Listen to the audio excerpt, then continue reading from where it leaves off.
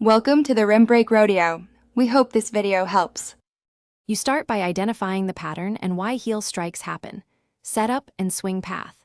First, inspect the club face and ball marks to confirm heel contact, then set a clear baseline for stance and ball position.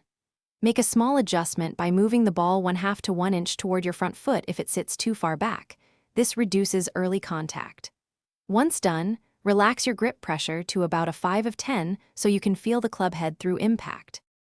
Now you work on the swing sequence that causes heel strike, an early release or inside-out path. Begin with half swings, focusing on a low-to-high hand path and allowing your hips to rotate toward the target. This prevents flipping and shifts impact out. Use toe-weighted clubs or add lead tape to the toe to exaggerate feedback. You'll feel when the toe hits first and correct it. Also, perform impact bag or towel-on-ground drills to train a stable lead wrist and later release.